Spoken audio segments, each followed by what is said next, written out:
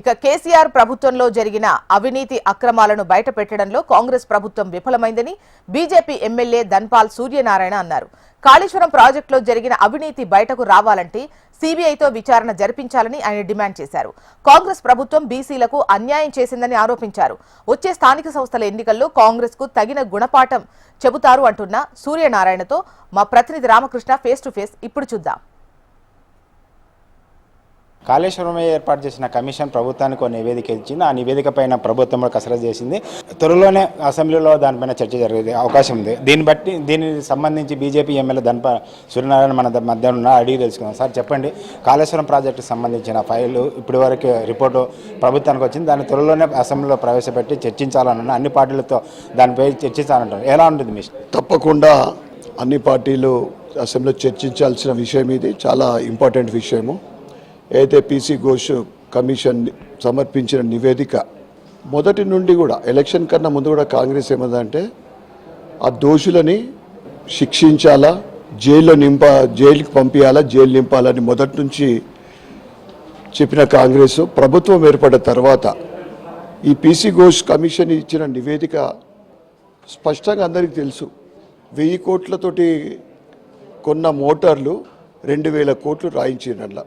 అంటే అటువంటి అవినీతితో కూడుకున్న కాళేశ్వరం ప్రాజెక్టు నిర్మాణము ఈ నివేదికలో అందరికి తెలిసిన విషయాలే నిన్న క్యాబినెట్ మీటింగ్ తర్వాత చెప్పడం జరిగింది తప్ప దేనికి ఎంత అయింది అని స్పష్టంగా ఎట్లయితే మోటార్లది 1000 కోట్లది 2000 కోట్లు చేసిండ్రో ఆ రకంగా ఎటువంటిది స్పష్టత ఇవ్వలే. ఎలక్షన్ కన్నా ముందు కాంగ్రెస్ ప్రభుత్వము ఎట్లయితే 6 గ్యారెంటీల విషయం గొప్పగా చెప్పిందో ఈ కాళేశ్వరం కూడా వారికి ఒక ఆయుధంగా పనిచేసింది. మేడిగడ్డ, అన్నారము ఇవన్నీ కూడా డ్యామేజ్ అవన్నీ కూడా చూపెడుతూ ప్రభుత్వం ఏర్పడ్డ వెంటనే తక్షణమే దోషుల మీద కఠిన చర్య తీసుకుంటామని చెప్పి ఎటువంటి చర్య తీసుకోలేదు. నేను డిమాండ్ చేస్తూ ఉన్నా, ఏదైతే కాంగ్రెస్ ప్రభుత్వం ఏర్పడ్డ తర్వాత అనేక స్కామ్లు బయటపడతా ఉన్నాయి, కానీ వీటి మీద కూడా సీరియస్గా చర్య యాక్షన్ తీసుకోలేదు. ఎటుదంటే దాని మీద కూడా చర్య తీసుకోలేదు. ముఖ్యంగా 1000 కోట్లకు సంబంధించిన గొర్రెల స్కామ్, టెలిఫోన్ ట్యాపింగ్, అదేవిధంగా అనేక స్కామ్లు బయటపడతా ఉన్నాయి, కానీ ఏది కూడా సిబిఐకి ఒప్పజెప్పలేదు, సీరియస్గా యాక్షన్ తీసుకుంటలేరు.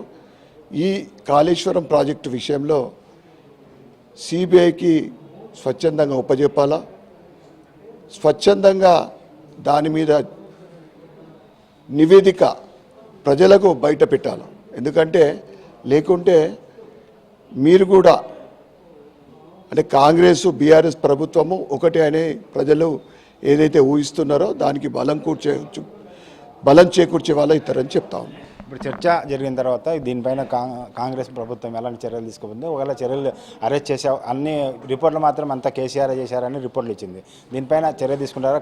కేసీఆర్ని అరెస్ట్ చేసే అవకాశం ఉంది? ఇదంతా కూడా ఎట్లా ఉందంటే ఒక రాజకీయ కక్ష లెక్క కనిపిస్తుంది తప్ప రాబోయే స్థానిక ఎన్నికల్లో దీనికి లబ్ధి పొందాలని చూస్తున్నారు తప్ప మేము చర్య తీసుకుంటాము అని కేవలము కేసీఆర్, హరీష్ రావు వీరిద్దరే కాకుండా అనేక మంది, ముఖ్యంగా మేము ఇదే చెప్తా ఉన్నాం, వేటిపైన ఎంత అవినీతి జరిగింది దానికి స్పష్టత క్లారిటీ ఇవ్వాలి.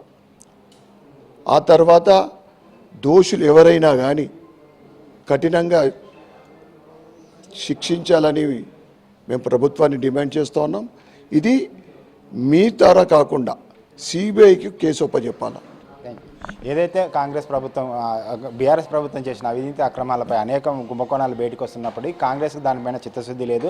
ఏదైతే కాళేశ్వరం ప్రాజెక్టు విచారణ ఉందో దాన్ని సిబిఐకి అప్పగించాలని BJP MLA Dhanpal Suryanarayana demand చేస్తున్నారు. అదేవిధంగా స్థానిక సంస్థ ఎన్నికలు ఏదైతే ఉందో ఆ ఎన్నికలలో కాంగ్రెస్ పార్టీకి బీసీ నేతలే గుణపాఠం చెప్తారు, బీసీలు తగిన గుణపాఠం చెప్తారని, స్థానిక సంస్థ ఎన్నికలు అత్యధిక స్థానాలు గెలిచే లక్ష్యంగానే బీజేపీ ముందుకు పోతుందని ధన్పాల్ సూర్యనారాయణ చెప్తున్నారు. కెమెరామెన్ రవితో రామకృష్ణ, HM TV, హైదరాబాద్.